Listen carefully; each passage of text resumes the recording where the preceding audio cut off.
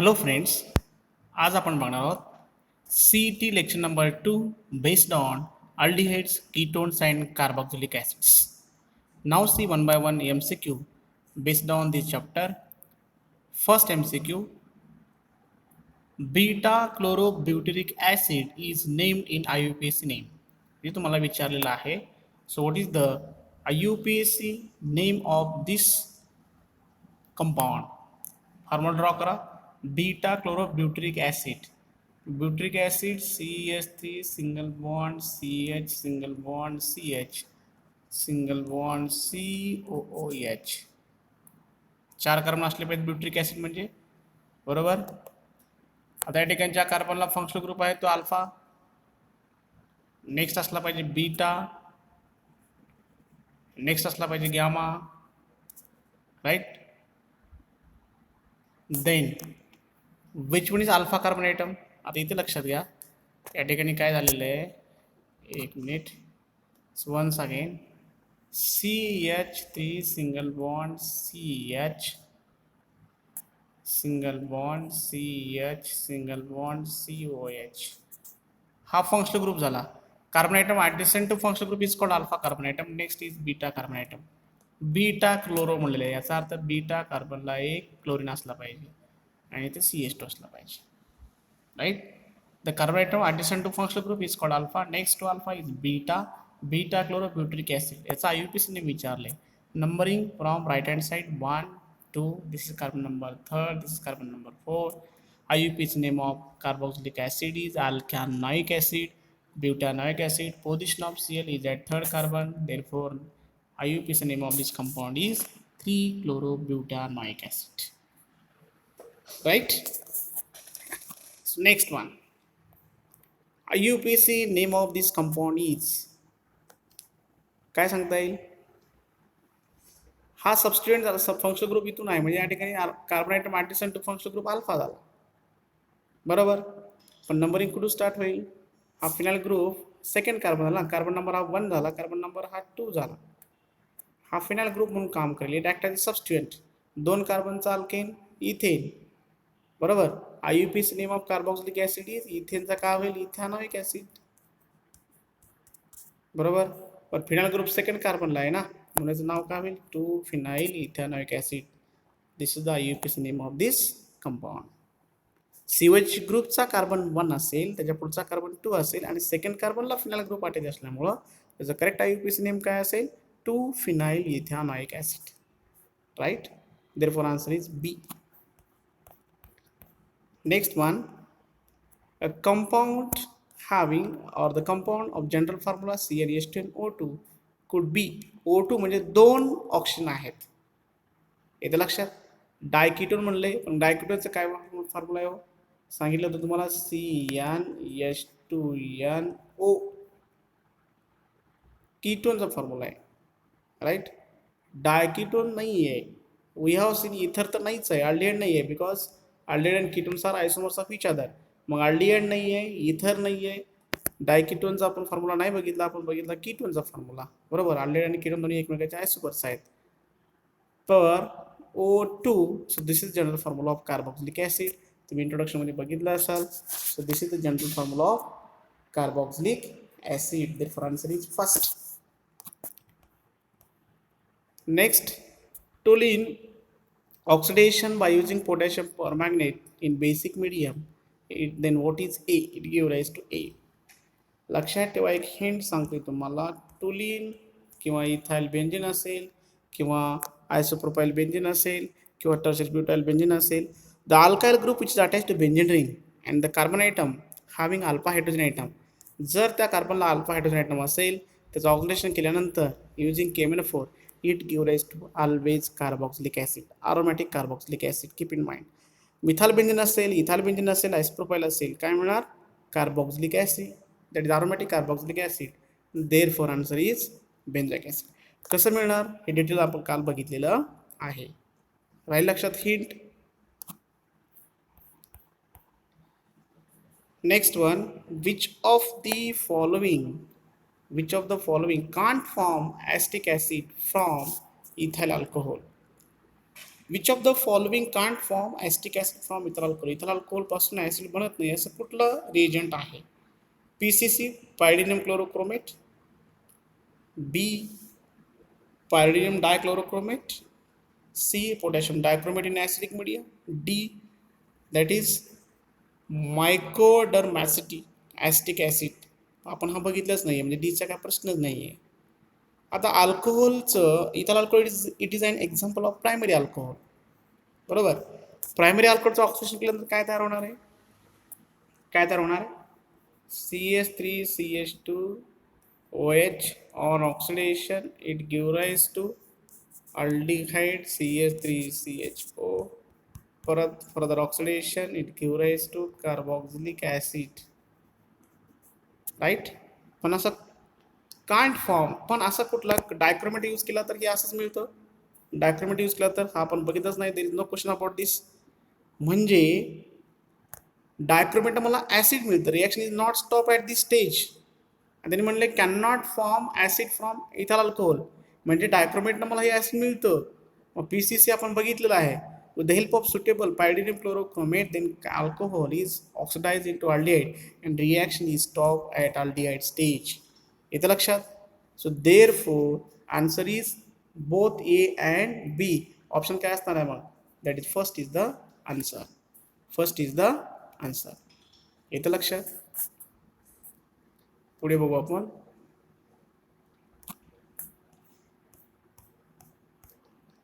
An organic compound reacts with metallic sodium to liberate hydrogen and with sodium carbonate solution to liberate CO2.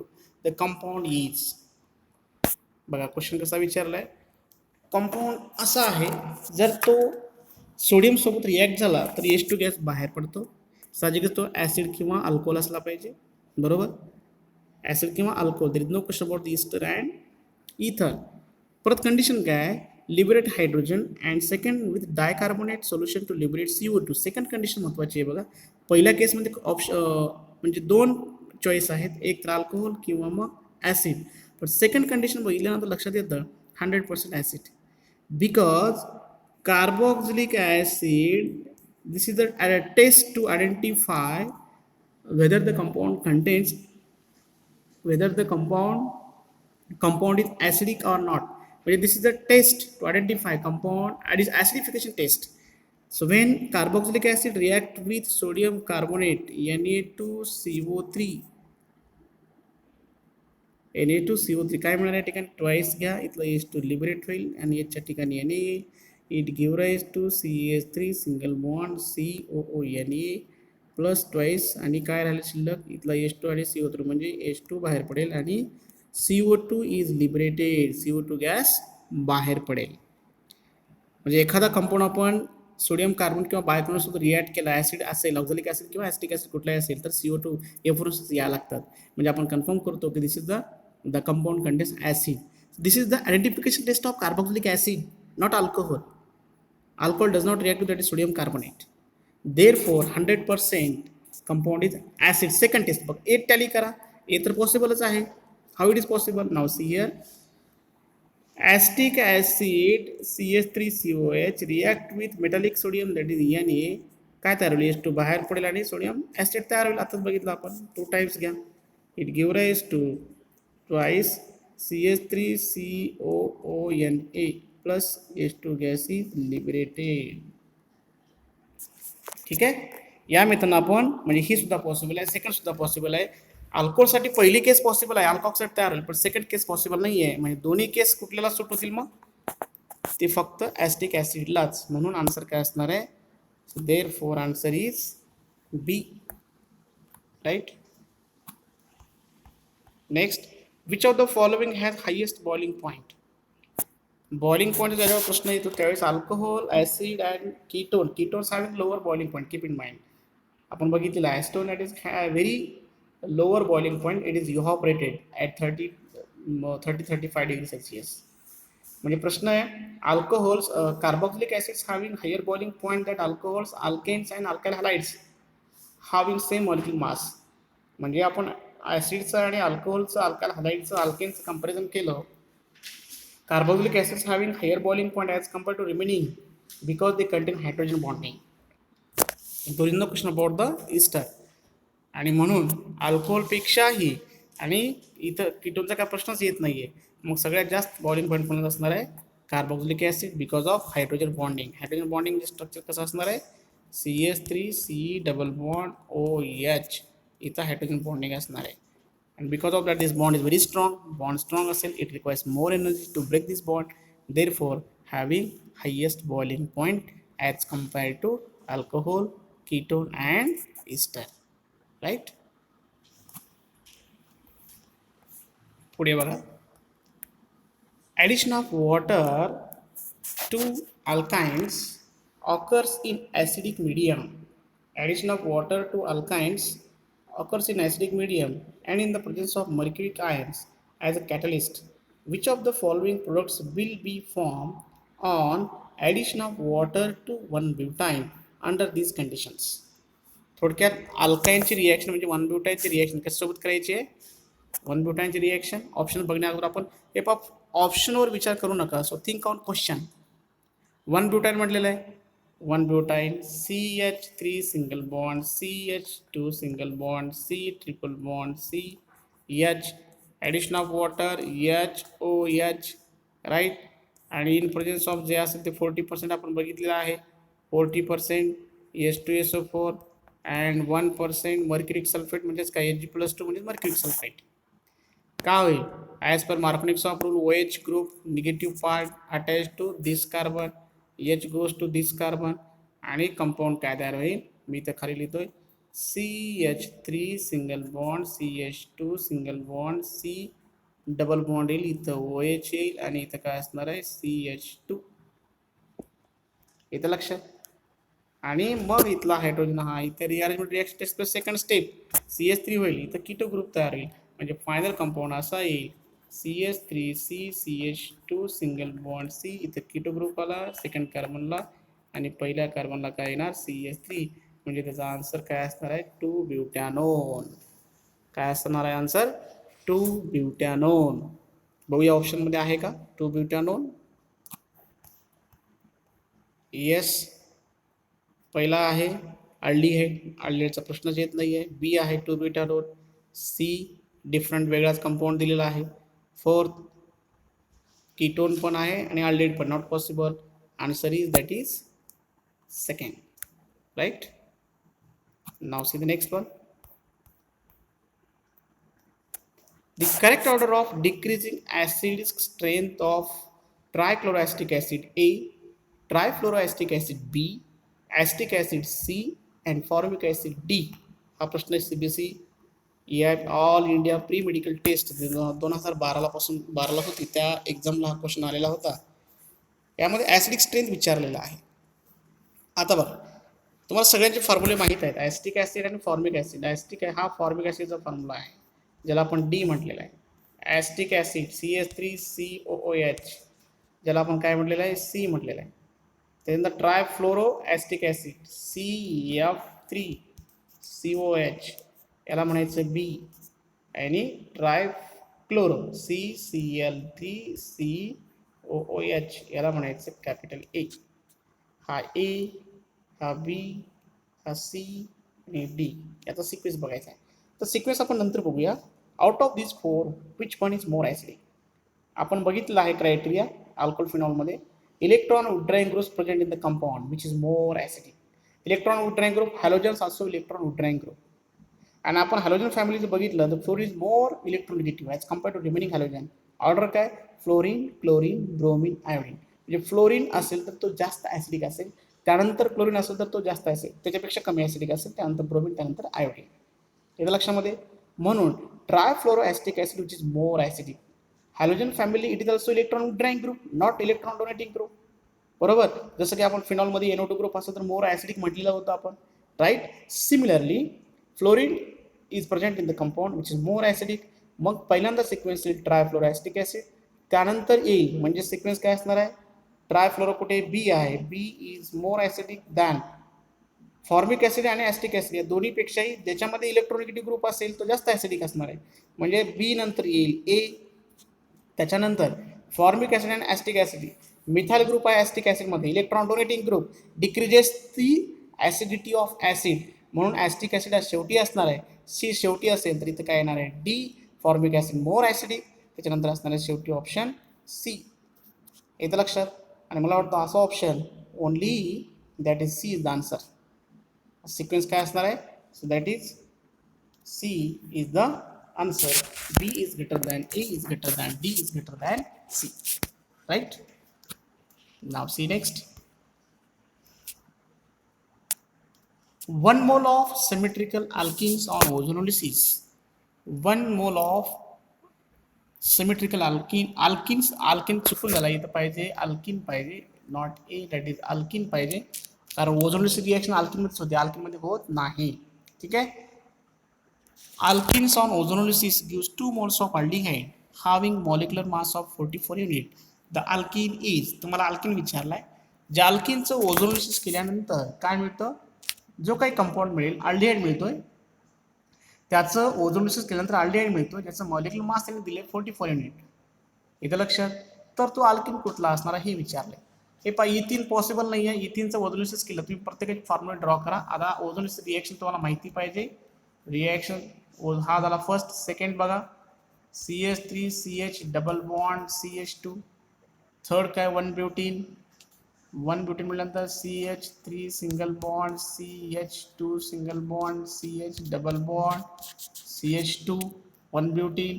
आणि तिसरा D दिलेला आहे 2 butene CH3 single bond CH double bond CH single bond CH3. काय पाहिजे, bond इथं break होईल, ओझोनोलिसिस म्हणजे फॉर्मल्डेट मिळेल. आणि फॉर्मल्डेटचं मॉलिक्युलर मास 44 आहे का, नाहीच आहे. कार्बन 12 आणि 2 हे हायड्रोजन 14 आणि हे 16 म्हणजे किती झाले 30. म्हणजे no question about the first ethyne. Right. Propene बघा, प्रोपीनचं ओझोनोलिसिस केलं तर इथं बॉन्ड ब्रेक होईल, एक ऑक्सिजन इकडे जाईल कारण इथे बॉन्ड येईल ना, इकडे एक ऑक्सिजन जाईल आणि या डबल बॉन्ड इथे हा ऑक्सिजन झिंक सोबत जाईल. ओझोनोलिसिस रिएक्शन आठवा तर लक्षात येईल. म्हणजे शॉर्टकटमध्ये मला काय मिळालं, इथं ॲसिटाल्डिहाइड मिळणार CH3CHO आणि प्लस फॉर्मल्डिहाइड मिळणार. प्रोपीनचं मी ओझोनोलिसिस केलं तर. ठीक आहे, HCHO आणि ॲसिटाल्डिहाइड त्यांनी काय म्हणलं आहे, अल्डिहाइड 2 मोल्स ऑफ अल्डिहाइड म्हणले. दोन्ही ठीक आहे, पण फॉर्मल्डिहाइडचं मॉलिक्युलर मास 44 नाहीच आहे, त्याच्यामुळे प्रोपीनचा पण प्रश्न नाही आहे.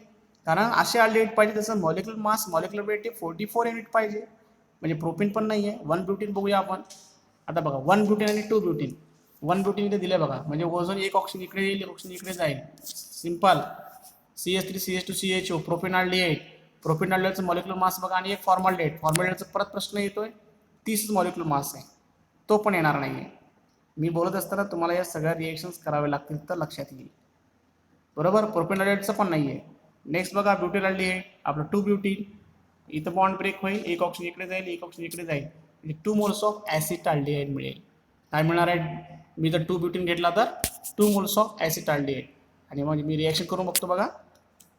CH3 single bond CH double bond CH single bond CH3 ozonolysis addition of ozone that process. मग हे काय होईल, एक कार्बन बॉन्ड हा इथं बॉन्ड ब्रेक होईल, इंटरमिजिएट स्टेप अशी येईल. CH3 CH single bond O single bond CH single bond CH3 इथे एक ऑक्सिजन इथे एक oxygen. Second step zinc dust घ्या, रिडक्शन होईल. बरोबर. बॉन्ड इथे ब्रेक होईल, म्हणजे हा काय अल्डिहाइड, हा काय अल्डिहाइड, झिंक ऑक्साईड. म्हणजे मला असं मिळेल 2 molecules of CH3CHO plus zinc oxide as a by product. हा झाला आपला main product. 2 moles of aldehyde. बरोबर आहे, 2 मोल मिळाले ॲसिटाल्डिहाइड. आता फक्त याचं मॉलिक्युलर मास चेक करा. याचं मॉलिक्युलर मास बरोबर येत असेल तर हे आन्सर असू शकतं. बघा, ॲसिटाल्डिहाइडचं मॉलिक्युलर मास किती आहे, 2 कार्बन आहे, 2 × 12 म्हणजे किती झाले 24. प्लस हायड्रोजन किती आहे, 3 आणि 1 4, म्हणजे काय हायड्रोजनचं युनिट एकच आहे, मॉलिक्युलर मास 1. प्लस ऑक्सिजन किती आहे, एकच आहे. तुम्ही हे टू कोएफिशियंट कन्सिडर करू नका, एका मॉलिक्युलचं कन्सिडर करायचं आपल्याला. ऑक्सिजनचं किती आहे 16, 16 आणि 4 20 आणि हे 24 म्हणजे किती झालं, that is equal to 44. Molecular mass पण मॅच होते आणि त्या अल्किनचं ओझोनोलिसिस केल्यानंतर 2 मोल्स ऑफ ॲसिटाल्डिहाइड मिळतात. Therefore answer is 2 butene. Answer काय असणार आहे, that is 2 butene, not 1 butene. कारण 1 ब्युटीनमध्ये काय मिळतं, फॉर्मल्डिहाइड अँड प्रोपीन अल्डिहाइड. ठीक आहे, answer is D. Next one, simple question. CET कर्नाटकामध्ये 2010ला विचारला होता. कर्नाटकाच्या CET मध्ये. आता बघा, IUPAC name of this compound is longest chain, ज्याच्यामध्ये फंक्शनल ग्रुप असला पाहिजे. नंबरिंग इथून स्टार्ट होईल. हा कार्बन नंबर 1 असेल, हा कार्बन नंबर 2 असेल, हा कार्बन नंबर 3 असेल, हा कार्बन नंबर 4 असेल, हा 5 असेल. याचं स्ट्रक्चर मी असं ड्रॉ करू शकतो का? Can be written as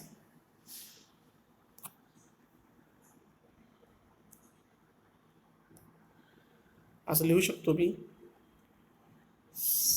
CH3 single bond CHO CH single bond CH single bond Br single bond CH2 single bond CH3. इथून नंबरिंग चालू होईल. 1 2 3 4 5. 5 कार्बनचा अल्डेड म्हणजे पेंटॅनॉल. पुढे दिसतो बघा पेंटॅनॉल, एकच ऑप्शन आहे. येतं लक्षात? पेंटॅनॉल. पोझिशन बघा अल्डिहाइडची आणि अल्डिहाइडपासून नंबरिंग चालू आहे. सबस्टिट्यूट म्हणून काम करणार. 2 मिथाइल आणि 3 ब्रोमो. अल्फाबेटिकल प्रमाणे ब्रोमो अगोदर येईल. 3 bromo 2 methyl pentanol. 2 methyl pentanol. That is the answer. Right. पुढे या. Now see next one. The compound that yields only ketonic compounds on ozonolysis is, म्हणजे त्या कंपाऊंड म्हणजे अल्किनच असला पाहिजे. अल्किनचं ओझोलिसिस केल्यानंतर फक्त कीटोन मिळतं. तो अल्किन आपला आयडेंटिफाय करायचा. आता 2 ब्युटेन तुम्ही आताच बघितलाय. 2 ब्युटेनचं ओझोलिसिस केलं तर काय होतं? अल्डिहाइड मिळतो. तरी कीटोन म्हणले फक्त कीटोन, तो पण असू शकत नाहीये. पेंटीन बघा, CH3 सिंगल बॉन्ड 2 पेंटीन म्हणले, CH2 single bond CH double bond CH single bond CH3 1 2 3 4 5. ओझोलिसिस म्हणजे काय होईल? एक ऑप्शन इकडे जाईल, इकडे जाईल. इथं पण प्रोपेन अल्डेड प्लस ॲस्टाल्डेड मिळेल. इथं पण पॉसिबल नाही आहे. ठीक आहे. त्याच्यानंतर आता हा थर्ड बघा, 2 3 dimethyl 2 butene CH3 single bond C dimethyl. Okay, C 2 3 म्हणजे इथे एक मिथाइल ग्रुप असला पाहिजे, इथे एक मिथाइल ग्रुप असला पाहिजे. 2 3 डायमिथाइल 2 ब्युटीन आणि इथे एक मिथाइल ग्रुप असला पाहिजे. ओझोलिस म्हणजे बॉन्ड काय झाला पाहिजे? केटो ग्रुप इकडे गेला पाहिजे, इकडे गेला पाहिजे. झिंक ऑक्साईड म्हणजे बॉन्ड इथं ब्रेक झाला पाहिजे. बरोबर. आता ॲस्टन मिळतोय की हो? लक्षात आलं नाही माहीत नाही. रिॲक्शन करूया, लक्षात येईल तुमच्या. 2 3 डायमिथाइल ब्युटीन मी रिॲक्शन करतोय.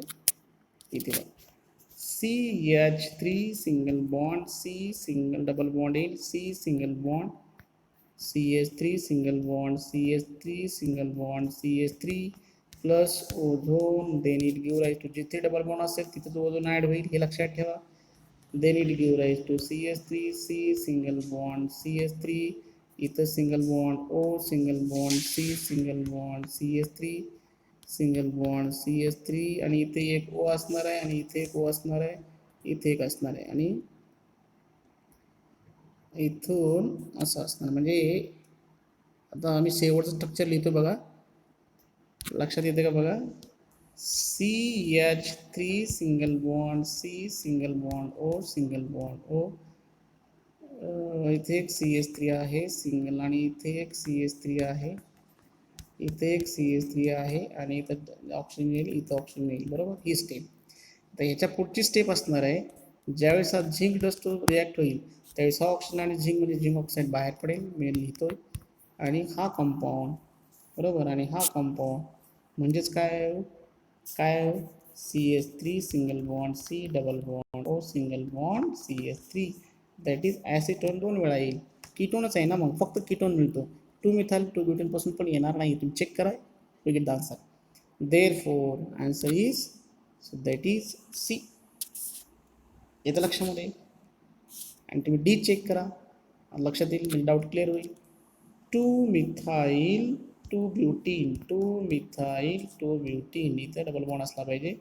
CH सिंगल बॉन्ड CH3 आणि इथं ओझोलिसिस कधी इकडे एक जाईल, हो ऑप्शन इकडे एक जाईल. बरोबर.